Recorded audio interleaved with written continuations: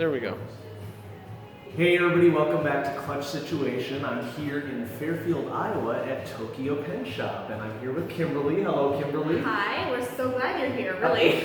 It's been a fun day. We've covered it's a lot of ground. ground. It's supposed to be fun here. Exactly, and it is. And so what I thought I'd do is I thought I'd ask Kimberly a couple questions about Tokyo Pen Shop so that viewers of both Clutch Situation and Tokyo Pen Shop, which I will link in the description of the video, can get an idea of how Kimberly and Frank started out and what's going on. So I'm almost out of time because I shot so much video today here at the store, and so I'm going to dive right into the questions. So Kimberly, what do you think sets Tokyo Pen Shop apart from other online stationery and writing stores?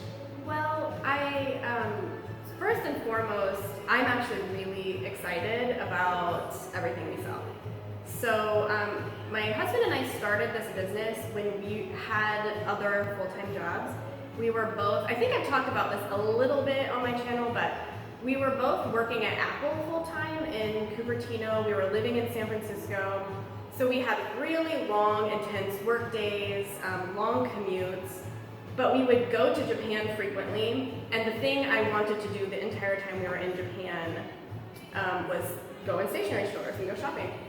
And at one point, my husband said to me, like, hey, why don't we start importing this stuff, like as a hobby, and maybe it'll like help pay for these trips we take here. So that's how it started. We actually didn't intend for it to be a business. It was really just because of how excited I would get about Japanese stationery. And so what we were trying to do from the very beginning, although we started so small, but what we were trying to do is gather hard to find stuff from Japan, get it here so it's easier for people to get. I used to live in Japan, and when I moved back to the US, I couldn't find all this stuff that I had really like fallen hard for. And I would plan these trips to Japan, like in large part to go stationery shopping. So we were, from the very beginning, we were trying to recreate what it would feel like if you were shopping for stationery in Japan. And then I actually tried, I don't get very consumed about what my competitors are doing, because for us it's really about our product and it's about our relationships with our customers. And as long as like what we're doing is working for us, we just don't worry too much about what competitors are doing. When we first started, I had ordered a couple times from some other stationery shops online that were purporting to sell Japanese stationery, but I would get it and the packaging was all Chinese. And that was another thing that really motivated me, was I am getting the stuff you'll actually get in Japan. That was really important to me because I felt like that was really misleading. Sure. Really bothered me. Nobody likes knockoffs, and getting genuine products, I think, is important. And in some cases, I don't even know that some of this stuff is knockoffs, but maybe like made for the Chinese market, and I was concerned about the quality difference, even if it wasn't a knockoff. Sure. Just because it has to sell for cheaper there. Right. So yeah. Well, that's a fun start, and I'm guessing that the rent in Fairfield here is less than the rent in San Francisco. Would that be a fair? Yes, except that we've grown a lot since. Sure. Because So when we were in San Francisco, we started in our apartment. Mm-hmm. Oh my gosh. And then it took over our apartment. We were basically living in a warehouse, and so we had a warehouse in San Francisco. But the square footage we have here in Fairfield is larger than we had in San Francisco, so it's costing more now, but it's because we have more space. Sure. Yeah. Sure. Now that leads naturally into the next question. What created this first interest for you in stationery and writing utensils? Well, I kind of have two answers. I'm not sure which one is the right one, but when I was studying in Japan, I would just get lost. Like sometimes, I was never the person who would ever skip a class to go do something fun. Like that was never in my personality, and I've always loved school. But sometimes I would even, when I was supposed to be in class in Japan, the universities there are not as strict. You know, like you can really get away with You're that kind of paying thing. for it, so you know. Yeah, I would go in the stationery stores and just spend hours and just, you know, I talked about this a little bit before, but because Japanese is more intricate, like if you're writing in kanji or studying kanji, you need finer tip implements. And so I would, you know, be getting these 0.3 mechanical pencils, and I would be getting 0.28 pens, you know, which you really can't find that easily here. No. So, you know, that's kind of how it started, except that I remember in high school, oh my gosh, I'm gonna run and get it. Get it, Kimberly. So thanks for watching this interview. We're going to continue it shortly. When I was in high school, we had a Japanese stationery store in Fairfield called Walker's, which actually, or not Japanese stationery, it was a stationery store. And they sourced some Japanese pens. I recognize that. The ball sign, the Sakura ball sign in brown specifically. I would buy this because I feel like brown ink was not so common. It was not. In the late 90s. Certainly not. So I would use this pen for like my homework, and I would notice if someone took it from me. So I think, you know, I always really liked implements, but. And you journal a lot now.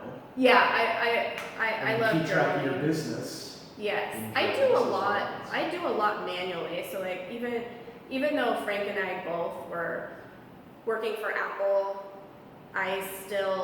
I'll never love my computer or my iPad or my phone as much as I love my notebooks and pens. Sure. Why now? Neither of us are Japanese, but you spent some time studying in Japan. Mm-hmm.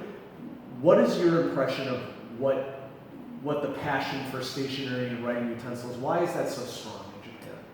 Yeah. So number one, they are still way more serious about writing letters. You know, at the new year, that's what people do. You handwrite someone a beautiful postcard or a letter. I think because they don't just have a simple alphabet like we do. They have this complex, you know, hundreds of characters. So I think that they will always kind of care about really good implements. Mm-hmm. And because they're really into letter writing, almost as an art form, you're gonna get more variation in your product. Like a pen is gonna be available, like a jelly pen is gonna be available in like 40 colors, whereas in the US you might see it in 10 or Right. something. Right. So, and then of course, it will be available in so many more tip sizes. And I just think they're still they just care about sending manual, you know, snail mail.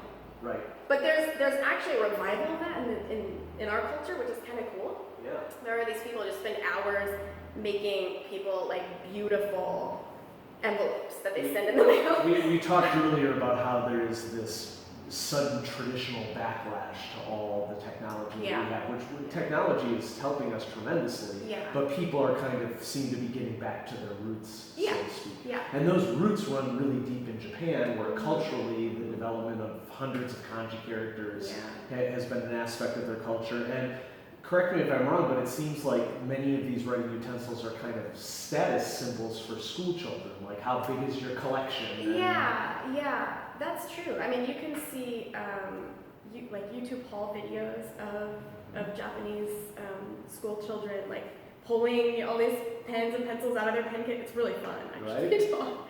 But, so we're almost out of time. So now this is the big question that many watchers of Clutch Situation are going to be interested in.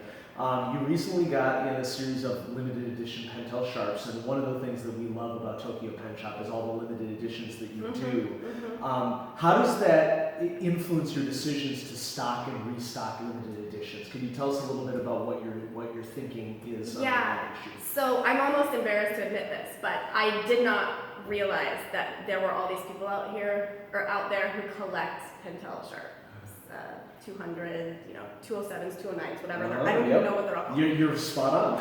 But I did not know that. And so when I got that information from our vendor, that like, hey, there's this limited edition coming out, when I looked at it, I thought, this is so cute. I loved the colors. I thought they looked amazing. They kind of looked vintage, which they do. are. They I mean, do. the design is vintage. That aesthetic has So- not been done as a limited edition recently. So. Yeah, so I was really excited about it, but I didn't I didn't know that there were all these collectors. If I had known that, I might have tried to secure even more at that time, Right. because it was kind of a one-shot thing.